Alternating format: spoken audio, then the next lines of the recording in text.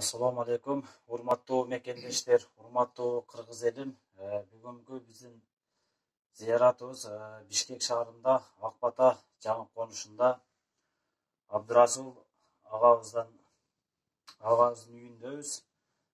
Бул жака келгенибиздин себеби Абдырасул агабыздын ушул ооруп жаткандыгына байланыштуу, чет өлкөгө чыгып дарыланып келишине байланыштуу кыргыз элим силерден жардам сурап кайрылып жатабыз. Аллах Таала бул агабызга ушундай оору сыноо бериптир.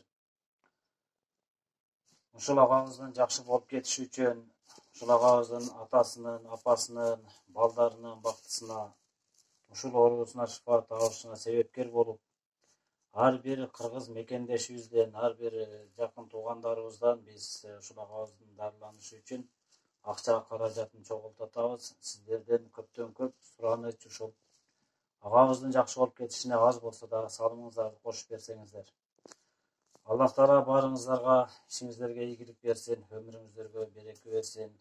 Ошо кайрымдуу мекендештер баарыңыздардын тапканыңыздарга Аллах Таала берекесин берсин. Ушул Абдырасул агабыздын чет өлкөгө чыгып дарыланып келиши үчүн аз да болсо ушу салымыңыздарды кошуп жардам беришиңиздерди суранат элек.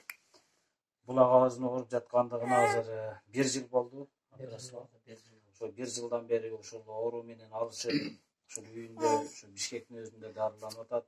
Сиздерден көптөн көп сураныч ошол агабызга жардам берип коюшуңуздарды суранабыз. Абдырасул ага өзүңүз да ушул элибизден жардам сурап, дуа кылып, Аллах Таалага дуа кылып туруң. Кудай кааласа Аллах шифасын берсин. Жакшы болуп кетиңиз. Урматтуу кыргыз элим, сиздерден сураныч. Алла Таала мына ушул имгетти мага берген экен. Ошол сиздердин азыркы учурда мен сиздердин жардамыңыздарга муктажмын. Ошого Алланын ыраазычылыгы үчүн жардам берип коюңуздар.